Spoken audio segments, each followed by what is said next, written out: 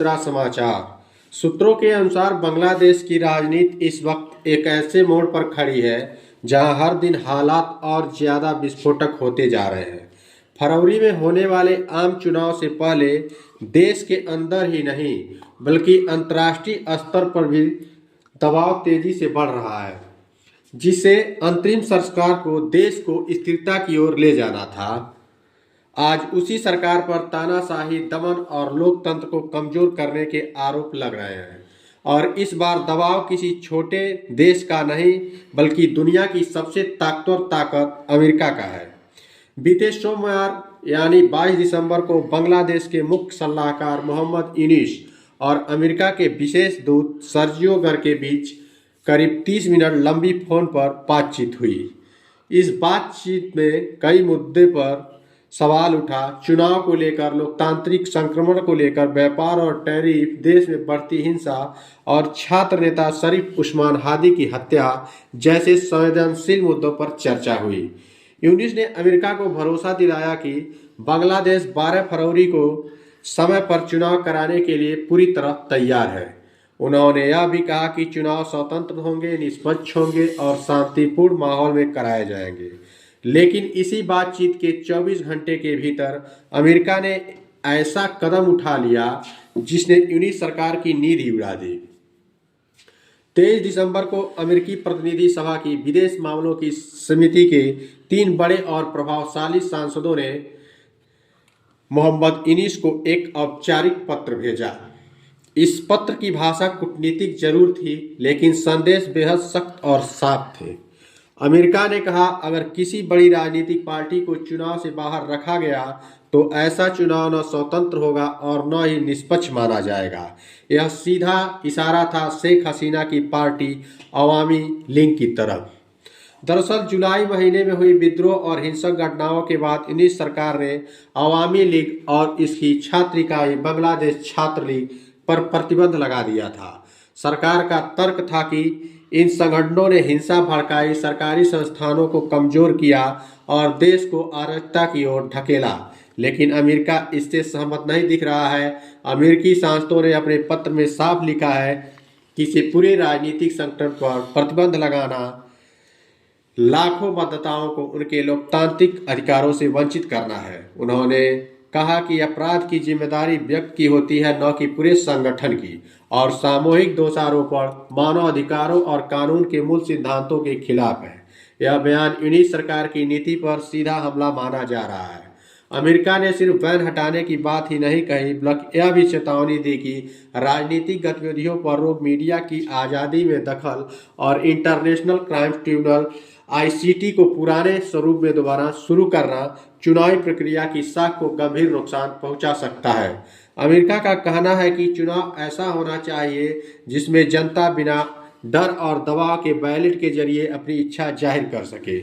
यूनुस सरकार पहले से ही सड़क पर है, विरोध पर, छात्र आंदोलन, अल्पसंख्यकों पर हमला और आर्थिक अनिश्चितता पर जूझ रही है। अब अमेरिका का यह पत्र सरकार के लिए राजनीतिक झटके से कम नहीं है। खास बात यह है कि यह पत्र ऐसे वक्त पर आया है जब अंतरिम सरकार लगातार यह दावा कर रही है कि स्थिति पूरी तरह नियंत्रण में है, लेकिन अंतर्राष्ट्रीय दबाव कुछ और ही कहानी कह रहा है। इसी बीच 22 दिसंबर को पूर्व प्रधानमंत्री शेख हसीना ने भी अपने बयान से राजनीतिक तापमान को और बढ़ा दिया। हसीना ने साफ कहा, अवामी लीग के बिना चुनाव लोकतंत्र नहीं बल्कि इस सत्ता का दिखावा होगा। उन्होंने चेतावनी दी कि अगर बैन नहीं हटाया गया तो लाखों लोग मतदान से दूर रहेंगे और ऐसी सरकार को जनता की मंजूरी नहीं मिलेगी। यह बयान सीधे सीधे यूनुस सरकार की वैधता पर सवाल था। बांग्लादेश की स्थिति को लेकर अब सिर्फ अमेरिका ही नहीं बल्कि भारत, रूस, नेपाल भी चिंता जता चुके हैं। रूस ने कहा है कि अल्पसंख्यकों, खासकर हिंदुओं पर हिंसा किसी भी हाल में स्वीकार नहीं की जा सकती, और नेपाल के पूर्व प्रधानमंत्री ने भी बांग्लादेश से कहा है कि लोकतंत्र और माइनॉरिटी सुरक्षा सरकार की पहली जिम्मेदारी होनी चाहिए। सबसे बड़ा सवाल यही है, क्या सरकार की सबसे बड़ी चुनौती है लोकप्रियता का नुकसान और विपक्ष की मजबूती? जुलाई के विद्रोह और हिंसा के बाद जनता का भरोसा सरकार से कम हुआ है। छात्र नेता शरीफ उस्मान हादी की हत्या ने सरकार की साख पर सवाल खड़े कर दिए। अंतरिम सरकार के विरोधियों का कहना है कि यूनिस सरकार केवल अपदस्थ शासन के समर्थन में काम कर रही है। यूनिस ने दावा किया है कि करोड़ों डॉलर विदेश से हिंसा भड़काने और चुनाव प्रक्रिया बाधित करने के लिए भेजे जा रहे हैं, लेकिन जनता के अंदर यह भावना बढ़ रही है कि सरकार सिर्फ दिखावे के लिए सत्ता में है और लोकतंत्र के मूल सिद्धांतों से समझौता कर रही है। अमेरिका का पत्र सिर्फ चेतावनी नहीं था, बल्कि एक तरह का अंतर्राष्ट्रीय दबाव था। अमेरिकी सांसदों ने कहा कि किसी भी पार्टी पर प्रतिबंध लगाना लोकतंत्र की नींव को कमजोर करता है। उन्होंने चुनाव की निष्पक्षता और विश्वसनीयता को प्राथमिकता बताया। अमेरिका की मांग है कि चुनाव शांति और सुरक्षा के साथ हो ताकि जनता का विश्वास सरकारी संस्थानों पर बना रहे। यूनिस सरकार के सामने अब सबसे बड़ा सवाल यह है कि क्या वे अमेरिका की बात मानेंगे या अपनी पॉलिसी पर अड़े रहेंगे। इंकलाब मंच और अन्य विपक्षी संगठन यूनिस सरकार के खिलाफ सड़कों पर उतरने की धमकी दे चुकी है। यदि शरीफ उस्मान हादी हत्याकांड के दोषियों को सजा नहीं दी गई तो बड़े पैमाने पर विरोध प्रदर्शन हो सकते हैं। विरोध प्रदर्शन केवल राजनीतिक नारे नहीं है, बल्कि हिंसक घटनाओं में बदल सकते हैं। यही नहीं, आवामी लीग के बैन से लाखों मतदाता चुनाव से दूर रह सकते हैं, जिससे चुनावी प्रक्रिया की वैधता पर प्रश्न उठेंगे। इस बीच सरकार ने सुरक्षा के लिए अतिरिक्त पुलिस बल तैनात किए हैं, लेकिन राजनीतिक माहौल तनावपूर्ण बना हुआ है। पूर्व प्रधानमंत्री शेख हसीना ने साफ कहा कि अवामी लीग के बिना चुनाव सिर्फ दिखावा होगा, लोकतंत्र नहीं। यदि बैन हटता है तो हसीना फिलहाल अंतरिम सरकार के विरोध मोर्चे में वापसी कर सकती हैं। यह न केवल चुनाव के परिणाम को प्रभावित करेगा, बल्कि अंतर्राष्ट्रीय स्तर पर भी बांग्लादेश की छवि को सुधारेगा। अंतर्राष्ट्रीय दबाव और अमेरिका के अल्टीमेटम के बाद यूनिस सरकार के लिए राजनीतिक रणनीति का सबसे मुश्किल मोड़ है। भारत और नेपाल ने बांग्लादेश की स्थिति पर चिंता जताई है। भारत ने शांतिपूर्ण चुनाव और अल्पसंख्यकों की सुरक्षा पर जोर दिया।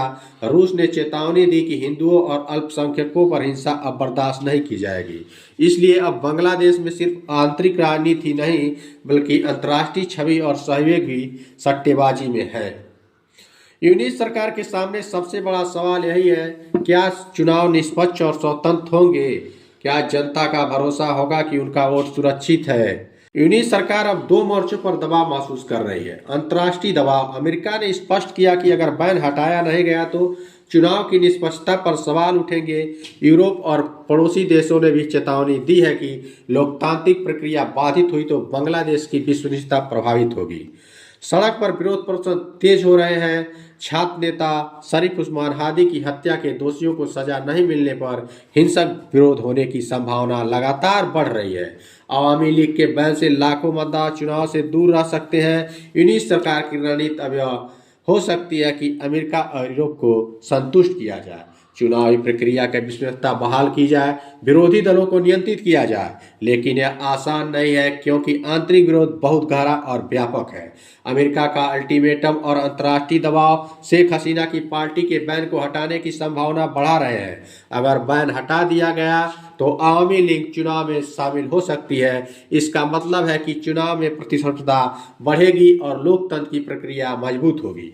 लेकिन यह कदम यूनिस सरकार के लिए राजनीतिक जोखिम भी है, क्योंकि इससे सरकार की सत्ता में पकड़ कमजोर हो सकती है। यूनिस सरकार को अब यह तय करना होगा कि वह अंतर्राष्ट्रीय दबाव और आंतरिक विरोध के बीच कैसे संतुलन बनाए रख पाएंगे।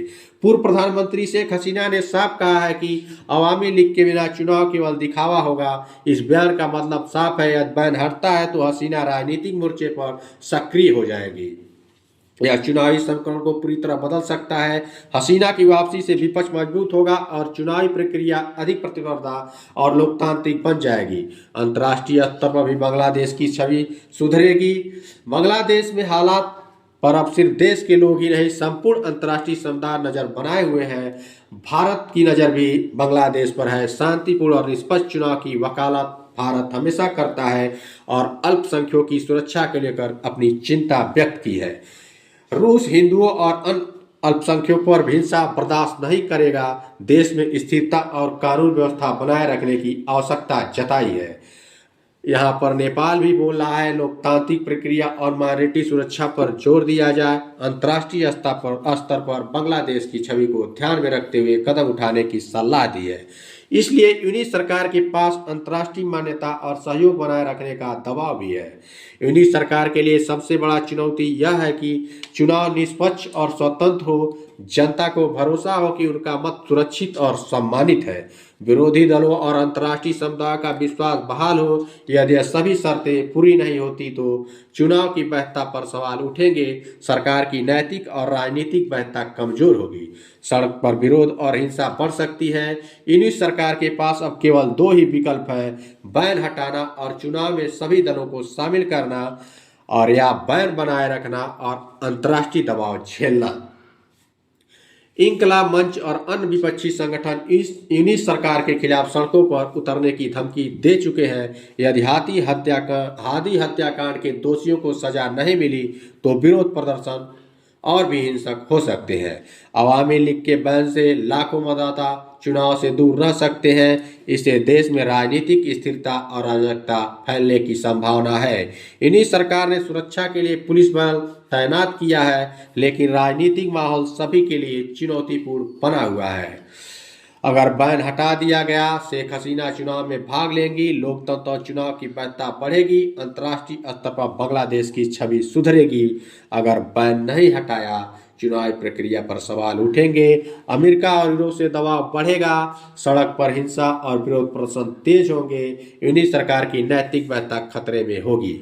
इसलिए राजनीतिक और रणनीतिक तौर पर यूनिस सरकार के लिए संतुलन बनाए रखना बहुत मुश्किल हो गया है।